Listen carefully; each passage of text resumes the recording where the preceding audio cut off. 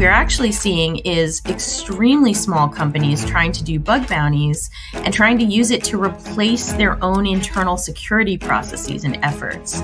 So you're seeing, basically a misalignment of investment in cybersecurity being crowdsourced as opposed to being in-housed. It's the Lawfare podcast. I'm Benjamin Wittes, editor-in-chief of Lawfare, with Katie Moussouris of Luda Security. Where should you be in terms of your security maturity? How many incidents or bugs of a certain type should you have, as an organization if you're actually handling yourself properly? Nobody expects zero bugs, but it's how you react to them and, your own internal resilience that's not really being measured right now.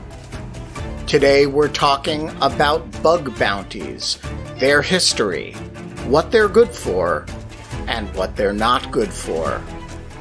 So I want to start with a question that I think you probably get a lot, which is, how does somebody get into the field of bug bounties? What was the trajectory by which you went from not being a person who thought about bug bounties to being a person who thought about bug bounties? Well, I think for me, it was fairly early days in the broader adoption of bug bounties. So think back to 2010 when Google started their bug bounty. And before that, the only bug bounty of note that existed, really was the Netscape bug bounty, which became the Mozilla bug bounty. And that had just sat at, $500 since the mid 90s. So up until 2010, there really wasn't much going on in bug bounty land. When Google launched their bug bounty program, they had also 2 years before just launched a brand new web browser. And it was quickly gaining market share. And that started, propelling Microsoft into thinking more seriously about paying for bugs, because previously they had sworn they would never pay for bugs. Who were you at that point? You were a Microsoft programmer. You had a bit of a hacking background. How did you get into this? What's your trajectory? Well, I actually never wrote any code for Microsoft, so you can't blame me for any of its bugs or its patches. I was a security program manager, so meaning I was in charge of creating new programs to work with the hacker community. It takes one to know one kind of thing. My previous background was as a professional hacker. My unprofessional hacking days, were back before the internet really had much to depend on, or much of us depending on it. So, my career trajectory as a whole, as an arc, was really from the early stages of the internet when it was just hackers just doing things for fun, to more and more of the commercial and government dependency on the internet. And suddenly those of us with hacking skills, could make a living doing ethical hacking and pointing out flaws. And by the time I got to Microsoft, I had actually hung up my hacking hat and wasn't hacking professionally anymore, but actually just, working with hackers and building better bridges between, the biggest software company in the world and the hackers who knew how to break it. You created this program at Microsoft, for which we should be clear you don't work anymore and have not worked for quite some time. A decade, yes. You created this program, this bug bounty program for Microsoft. Walk us through how a bug bounty program works and why Microsoft shifted gears and went from kind of never paying for a discovery of a flaw to, please try to hack us, just disclose it and we'll pay you. What was the thinking there, and what was the nature of the program? Well, It was kind of like boiling a frog. We had to start really slowly because while Microsoft was used to receiving bug reports from the public, hackers would find things and they would report them out of their own good nature and with the hopes of having their name appear in a Microsoft security bulletin with credit for finding the bug and reporting it. So what happened was I started a program a few years earlier than the bug bounty program, and that was Microsoft Vulnerability Research, and that was us looking for bugs in third-party code. So much like the big CrowdStrike disaster that happened recently, not saying that my program would have caught that, but that was the kind of thing we were looking for. We were looking for ways to avert disaster initiated by third-party bugs. So I was working on that program, and we needed a way to publish security advisories for bugs that we found. So I ended up writing the very first formal vulnerability disclosure policy for Microsoft. Previously, it had only ever had a policy that just said, "We'll thank you if you report things quietly to us and give us a chance to fix it." That was pretty much the only policy in place before that. But we needed a policy to work if we were the finders of the bug. Under what circumstances might we go out and publish vulnerability details and guidance, et cetera? So I wrote that policy to be, multi-directional. If we were the finder of the bug, if we were the receiver of the bug, and if we were the coordinator of the bug in, some sort of supply chain scenario. Fast forward, I got Microsoft to agree to pay for remediation ideas. So for fixes and for new architecture changes that might prevent exploitability. And slowly the frog was starting to heat up at this point. Microsoft knew that Google, one of its, rising competitors in the browser space, was paying for bugs. But Microsoft at the time was getting over 250,000 potential bug reports for free. So that was over 250,000 to 300,000 non-spam email messages a year were being reported in as potential issues to investigate. So you can imagine that Microsoft was very, very cautious and didn't want to dangle a cash reward in front of what was already a fire hose. Presumably, though, the hacker who has discovered the highest value bugs are the least likely to report it without some incentive, right? Because they have the strongest financial incentive to do something else with it. And, that versus maybe getting thanked in a security bulletin is a tougher sell than, for example, Microsoft paying some significant amount of money versus the high value nature of the exploit under the, on whatever dark web market is available, right? I mean, the 250,000 are not the highest value possible bugs, right? Well, it's interesting that you bring up price because there's a broad misunderstanding about, needing to compete with the offense market.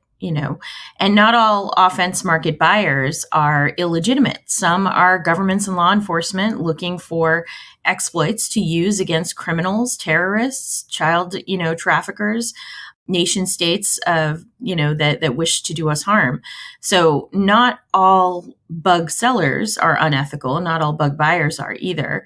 But presumably you're saying, that if you could sell a bug and it's worth, a lot of money, you would not necessarily report it to the vendor for a lesser amount, like say a bug bounty amount, or for free.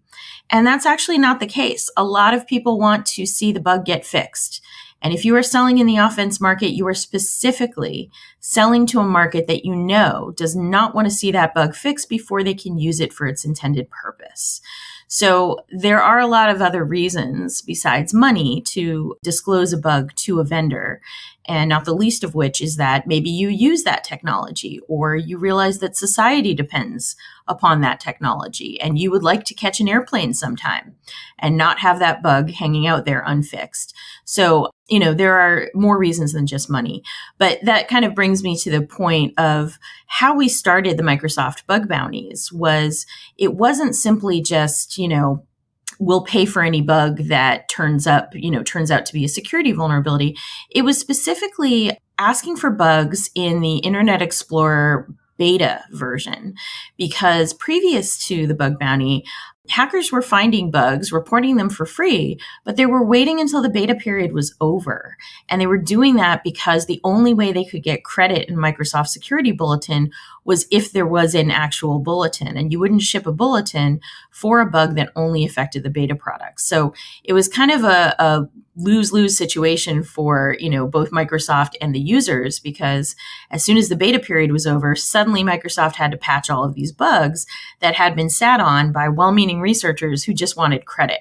So we put a bounty at the beginning of the beta period, and we shifted the traffic of, that group of hackers that were already going to report those bugs to Microsoft.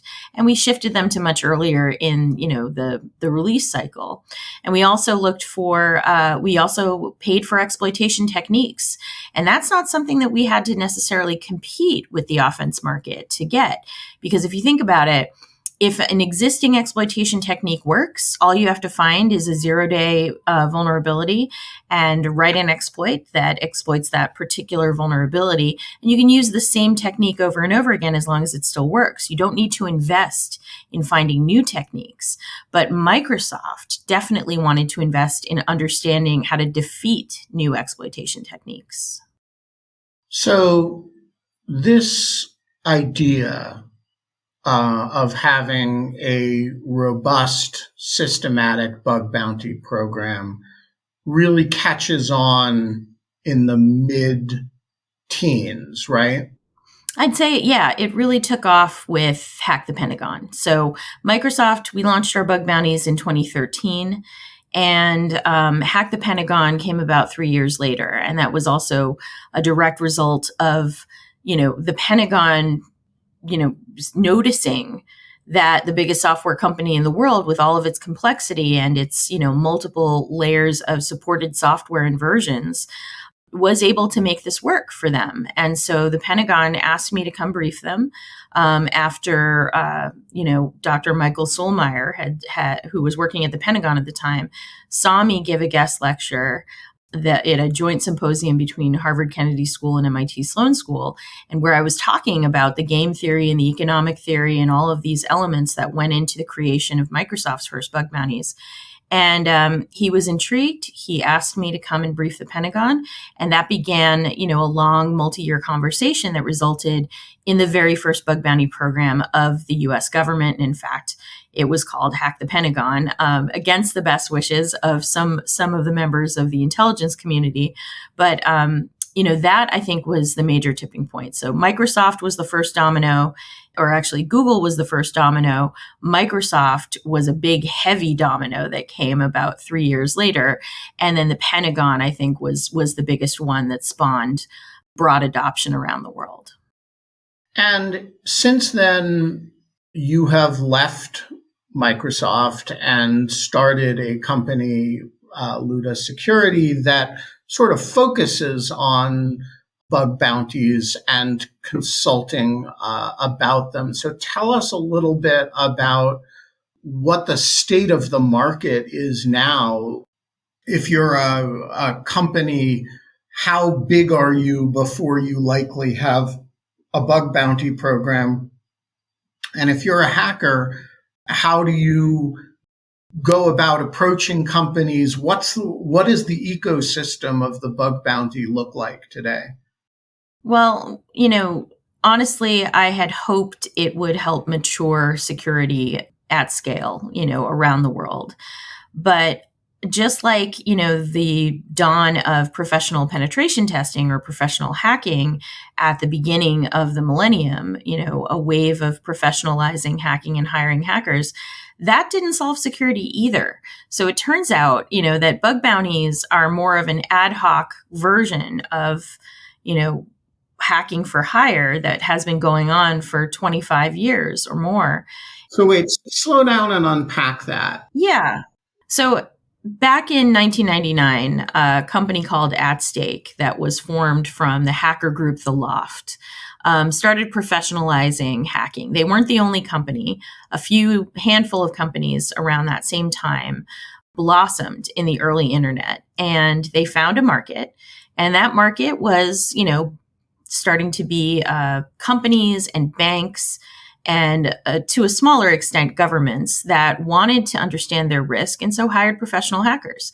And I was part of At Stake. So I was part of that first wave of professional hackers. And we thought that at the time that this is great. Hacking is legitimized. We're professionals now. People are hiring us. They want to know about their bugs and they're going to fix them.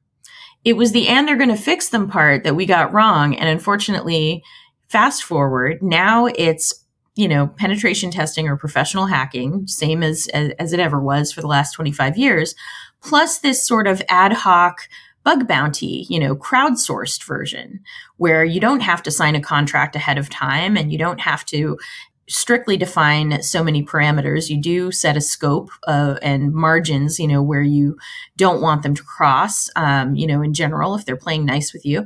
But it's a much more crowdsourced version of the same thing. And what I was hoping would have happened in the last decade of bug bounties is that once organizations understood how vulnerable they were by strangers that weren't even being paid up front to go looking for bugs, if strangers could find bugs and point them out, that we'd see an uptick in overall maturity. And we just haven't seen it. And I think I know why. Well, that leads me to the obvious next question, which is why? Right. So I think that a lot of organizations are, using bug bounties the same way they use penetration tests. They are fixing one bug at a time, and they're not looking for systemic issues, and they're not improving their processes. And the way that we look at it is we call that bug bounty Botox. You're only pretty on the outside. And you had asked earlier, how big does an organization need to get before they do a bug bounty? Well, I think they need to be fairly far along. But what we're actually seeing is extremely small companies trying to do bug bounties and trying to use it to replace their own internal security processes and efforts. So you're seeing, basically a misalignment of investment in cybersecurity being crowdsourced as opposed to being in-housed. And I think that's a big problem. So what we recommend to people is that, your organization should be preventing as many bugs as possible, finding as many bugs as possible. And bug bounties are really for the issues that you miss. And every bug that is reported through a bug bounty program isn't just a singular bug to fix. It's a breadcrumb to the path to improving your processes so you never make that same kind of mistake again. So you serve on or have served on I forget what it's called, the sort of... The Cyber Safety Review Board? The Cyber Safety Review Board. I was going to analogize it to the National Transportation Safety Board, which did this quite devastating report on Microsoft, I guess either early this year or last year, late last year sometime. And of course, as half of our listeners have been on flights that were delayed or canceled because of the CrowdStrike / Microsoft update problem, I'm very interested in your sense of, how much of this is a Microsoft problem, how much of it is a CrowdStrike problem, and kind of what are the lessons that we should take from it and should have anticipated or are there ones that we should have anticipated here?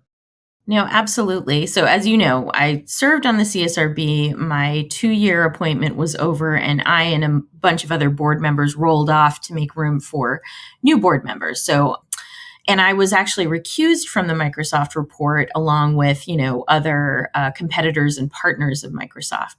So that report was done with a subset of the board at the time. But to answer your question about the CrowdStrike incident, this was a CrowdStrike problem. This was not a Microsoft problem. And in fact, CrowdStrike made architectural choices of executing code in the kernel that some of its competitors do not do. You can do similar levels of protection against threats without having to execute anything in kernel space. So it would have been a lot safer if they had made a different architectural decision.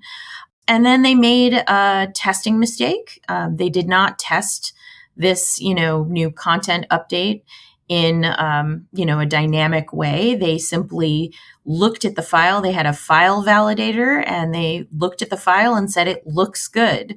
And then they just pushed it out into millions of Windows machines. So they had coding mistakes, testing mistakes, and then they had process mistakes. And those were the ones that they definitely should have known better as well. Earlier this year, CrowdStrike had affected a number of Linux machines, so, taking Microsoft completely out of the equation, CrowdStrike, has struck before. And in fact, the CEO of CrowdStrike was the CTO at McAfee in 2010 when a similar Windows boot loop situation came into play. So all of this, I would say is, underlines the fragility of the internet as a whole, and the fact that, this vendor had kernel level access and was not testing properly and wasn't rolling things out in a graduated fashion. I mean, those are all lessons to be learned throughout the industry. But I do think that CrowdStrike is an outlier among its peers in what it was doing, and the fact that it didn't even give its users the ability to control those updates that would just happen in the background. They give their users the ability to control code updates, but not these channel file updates. And it turns out that the code that reads the channel file, that was already on the machines. And I mean, obviously, it'll produce changes in the way CrowdStrike does. One hopes that it will produce changes in the way CrowdStrike does business going forward. Do you? I mean, one thing that strikes me is that it raises the issue. We often talk about, Windows and Microsoft as a sort of dangerous monoculture. But here you have a vendor that huge numbers of people are using with the ability to take down stuff en masse as a result of accidents. How should we think about the pervasive use of entities like Cloudflare and CrowdStrike that are actually security vendors, but they're so pervasive that errors in there have security implications for, millions of users, such that they have systemic implications? I mean, what's the question exactly? Well, the question is, we worry about things, particularly operating systems that are so pervasive that, a small flaw or a vulnerability in them can have systemic level implications. We don't tend to think, well, the security vendors that we're hiring to protect generally individual systems become similarly so pervasive that they raise the same concerns, particularly in interaction with the dominant carriers, the Windows or the Linuxes. And so I guess I'm like, the incident makes me worried about how how many different actors we have to worry we use this pervasively. Well, what you uncovered is one of the reasons why Microsoft releases patches on the second Tuesday of the month. One, it's to minimize disruption. And two, it's to conduct extensive testing. And it's not just about testing, its own software in a vacuum, but it actually does a series of tests for interoperability with third-party software. And it learned to do this because of exactly what you're talking about, reliability issues that even if they affected a fraction of machines, had an outsized effect.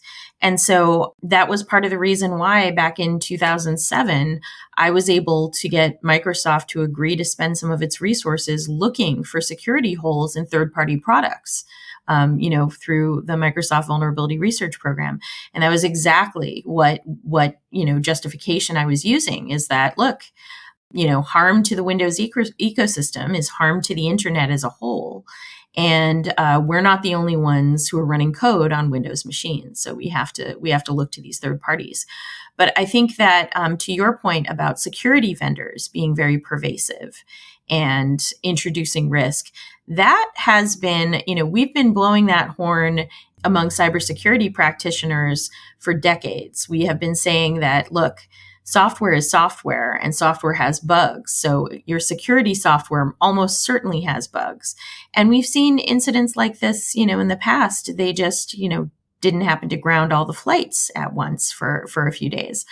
I think to your point, what this is doing is it's raising the level of awareness of interconnectedness and complexity. And I almost think that, a big focus for us when we're looking at resilience and how to improve that for economic reasons, for national security reasons, when we're looking at resilience, we don't necessarily need to outrun threat actors as much as we need to outrun complexity. And that's the big problem for us to solve in cybersecurity. I want to come back to the complexity point, but what's the solution to the vendors introducing risk problem? I mean, you can imagine a sort of market of vendors to protect against the security flaws of cybersecurity vendors, and then it's kind of vendors all the way down. Is the solution for the CrowdStrikes of the world to be more careful, or is there some more systemic way we should be thinking about it when companies hire a cybersecurity vendor to think through the risk that vendor is going to introduce? Well, it's in the case of CrowdStrike, they definitely needed to follow secure, coding practices. Secure coding practices include dynamically testing anything that changes the operation of your software, including a configuration or channel file like they did, like they had, and they did not perform that test. So, having any vendor who is writing code try to write it more securely from the beginning and follow best practices, including dynamic testing, is something that they should all be making sure their processes cover that.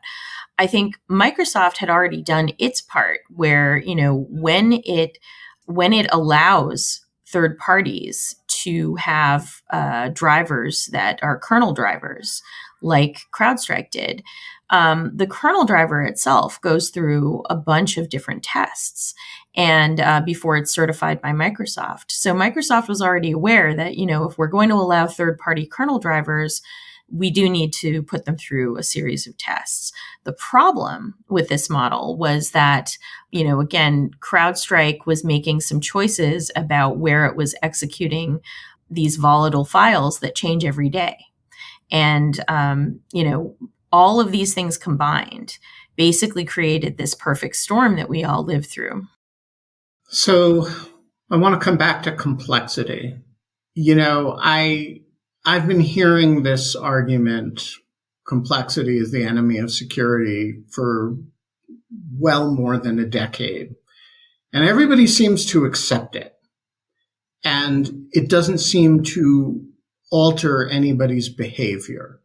Like, I don't know any software vendor who's like, we're not going to introduce this new feature because it would just add to the attack surface. And so, users can have a phone that doesn't send pictures. I just don't know what the actor is who's refrained from adding complexity to the system. Even Signal, right, keeps adding new features, right? And they're the ones who are supposed to put security first, and for all I know, do so. And so the observation that complexity is the enemy of security does not seem at any level of the system to operate as a resistance to adding complexity. And so I want to ask you to try to square that circle for me. We all know this, we all believe it, and it all doesn't change our behavior. What good is the observation if it doesn't cause us to have a simpler internet, simpler attacks or lessened attack surfaces, and all of which amounts to fewer features? Well, I think you took a walk around the actual cause of complexity, which is consumer demand and market, basically the market forces at work here. People aren't going to buy things if they don't keep getting new features.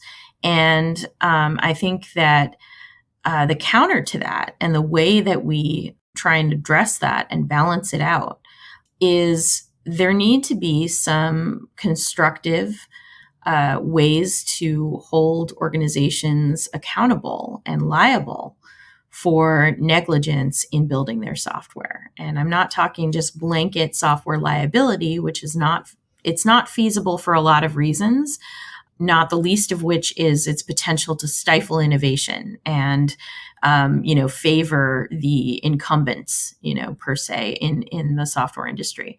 But I do think that, complexity's cause is market forces. And I do think there might be some market forces that could be applied in accountability for software negligence. And one example of that, could be a liability, software liability structure. But I would say that, the investors would have to be liable as well. The folks who are pushing for getting as many users as possible before hiring a security team. That is the status quo right now in building new software companies. And, I hacked Clubhouse, the audio software social networking app. They had 5 employees at the time that I hacked them, but they had no security team. They did have a bug bounty, and they had $100 million of VC money in the bank and 10 million users they were responsible for. So all of the incentives are aligned towards user acquisition, feature build out, complexity build out, and insecurity. And that's the part that the incentives have to work as pressure to stop that from going out of control. So you mentioned earlier that your hacking days were over and that you weren't a professional hacker anymore. I would be remiss as an interviewer if I didn't ask you, what were you doing hacking Clubhouse? Ben, accidents happen. I cannot lie. This sometimes happens, right? Look, when you know how to spot bugs, sometimes you just kick the tires a little bit and a bug falls out. So that was pretty much what happened with Clubhouse. It was literally in the middle of an update. I happened to have 2 phones. I installed the new version on a new phone while I was still dialed into an audio room on the old phone using the old software. And I used the new phone to leave the room, but I was still dialed in. And so I was a ghost. I was able to speak and disrupt the room. I was able to listen without being observed. And there was no way for an administrator to kick me out. So that was truly a accident. I mean, you cannot blame me for just, wiggling it a little bit and a bug fell out. But let's play with it. So when you noticed this bug, Walk us through what happens. So you accidentally notice that this darling of Silicon Valley in the middle of this update has a problem. What did you do? Well, as the co-author and co-editor of the International Standards on Vulnerability Disclosure, I followed the standards and I attempted to identify a security contact. That took me a couple of weeks. They really did not make it easy. Finally, I found that they did have an email address, and I emailed them essentially asking if this was the right place to report a bug to them. I got an autoresponder. And then by the time I got a person, this all took several weeks. And meanwhile, this bug was still active while I was simply just trying to hunt down the right contact. Finally, I got a person responding saying, yes, we have a bug bounty program. Please go over to this bug bounty platform and register.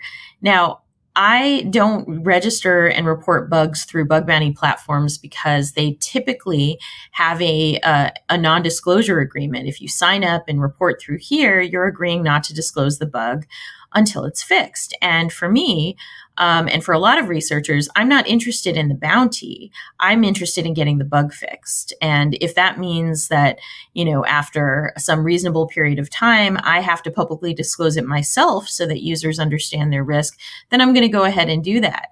So I refused. I kindly turned down their bug bounty program offer. And I said, look, if it qualifies for a bounty, I'm going to donate it anyway, which I did.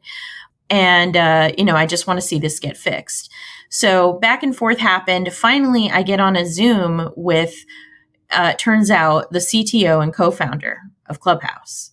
And I was quite surprised. It was in that call that I asked, well, is there someone from your security team you want me to talk to? You really, you really didn't have to take this call yourself. And he said, well, I'm handling security right now. And I realized the company was a lot smaller than its 10 million user footprint would lead you to believe. At that point, I asked him how many folks he had. And he said, well, we're hiring right now, but there's only 5 of us. And I was shocked. I was floored. Anyway, I coordinated the disclosure of the issue.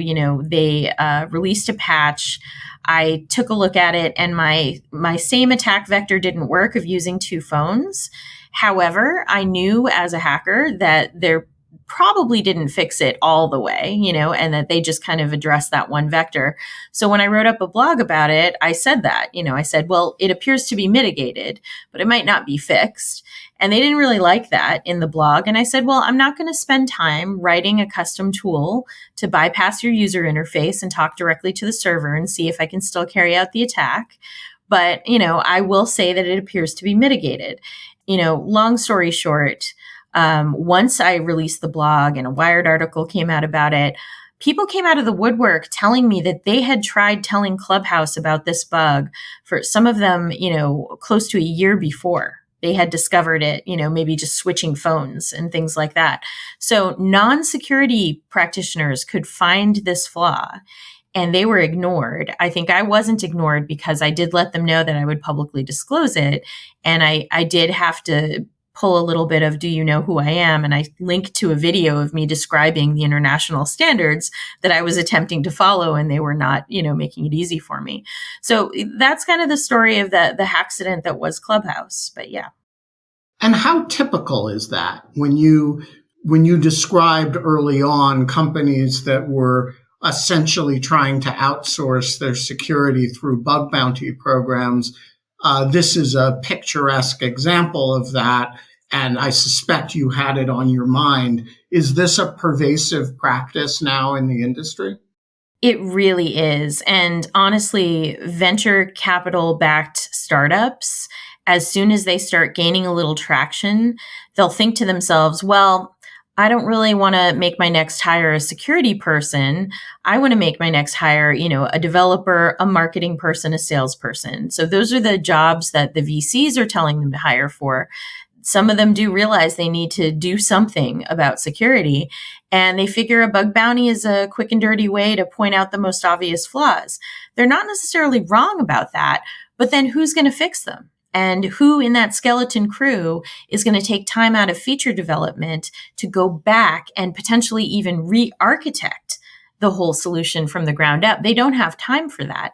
So they get into it sort of backwards. And when startups come to us and tell us that they want to start a bug bounty and they'd like to know, how to do it, we start them with a maturity assessment, and they usually don't like what they get back from that, because it says you're not ready. You can't handle the truth. You're not ready for this, and you need to do some homework first, and build up your core strength before you go and try and be a professional bodybuilder.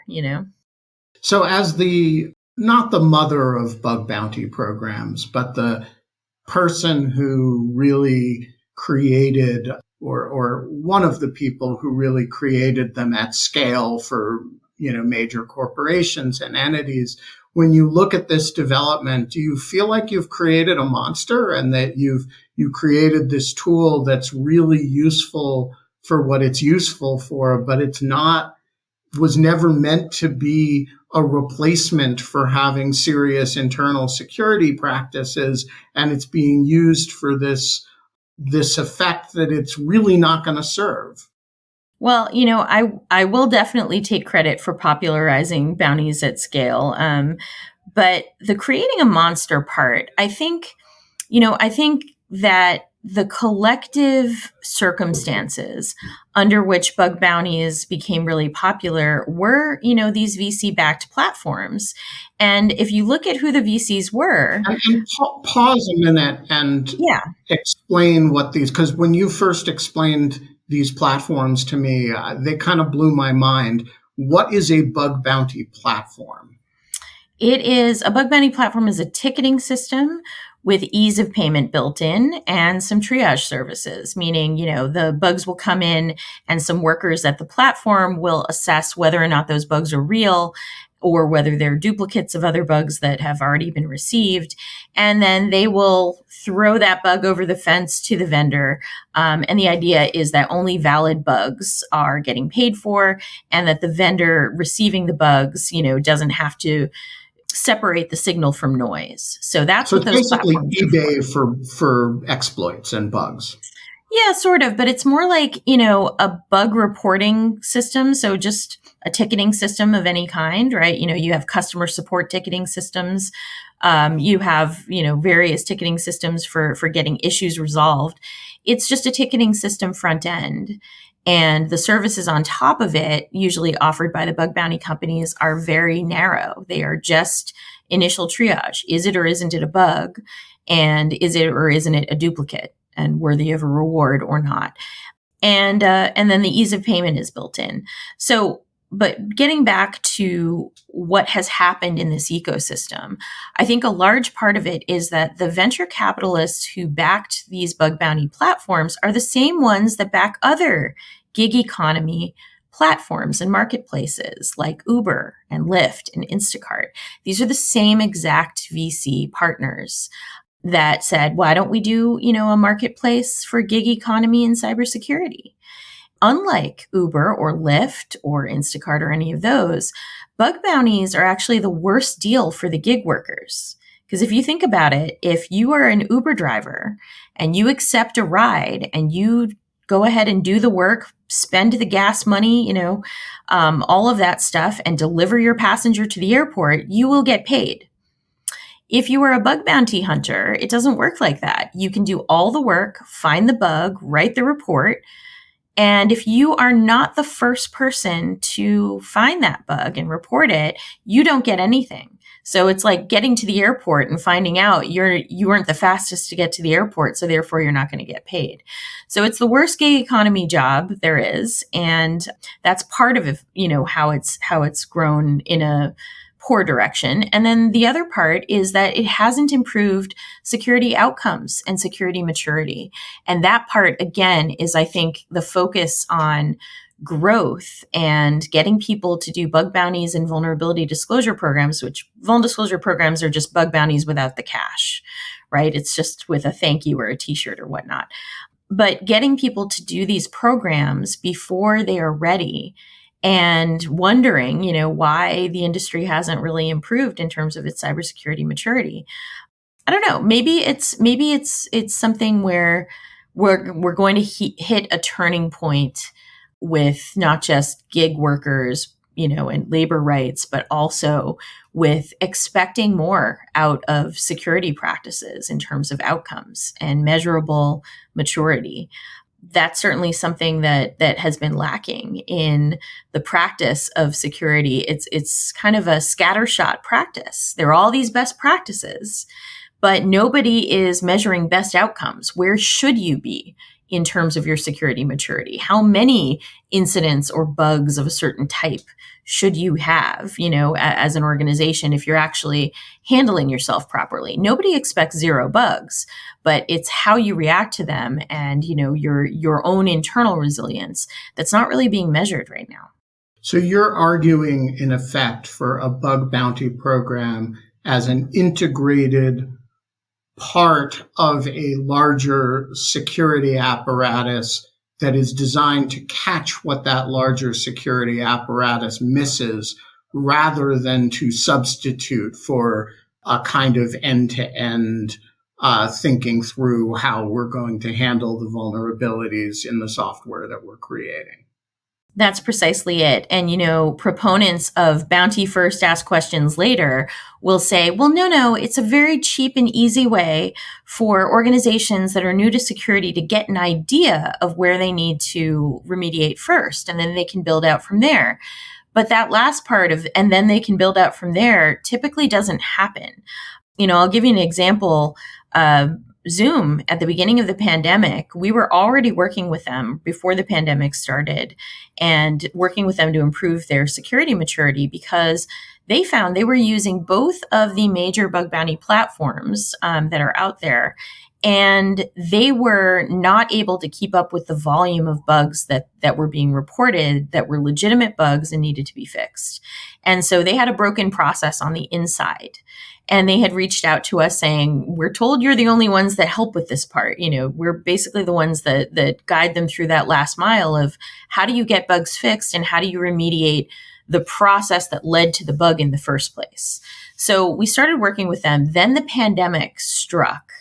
And much like getting overwhelmed in emergency rooms and hospitals, Zoom's intake of bugs shot through the roof. And it was a huge deluge of reports. And so we, in about 10 weeks, got them a 40% reduction of their, caseload of bugs, their bug volume, by getting a lot of these issues fixed. And we put processes in place before we left such that they'd be able to keep up with the volume. But they were a publicly traded company that was running on two separate bug bounty platforms, and they still could not keep up. And that was because that missing internal plumbing. They had a front door and the bugs were piling up just on the other side of it. So like every good thing in cybersecurity, good thing does not equal magic bullet. Correct. And also, spending a ton of money in cybersecurity doesn't necessarily mean you're more secure. It just means you spent a lot of money. We are going to leave it there. Katie Moussouris, you are a great American and a super diverse and interesting mind, and it is always a pleasure to talk to you. Great talking to you too. Hopefully next time we can go on a field trip and shine some lights on the embassy. The Lawfare podcast is produced in cooperation with the Brookings Institution. You can get ad-free versions of this and other Lawfare podcasts by becoming a material supporter of Lawfare using our website, lawfaremedia.org/support. You'll also get access to special events and other content available only to our supporters. Have you rated and reviewed the Lawfare podcast? If not, please do so wherever you get your podcasts and look out for our other podcast offerings. This podcast is edited by Jen Patja. Our theme music is from Alibi Music. As always, thanks for listening.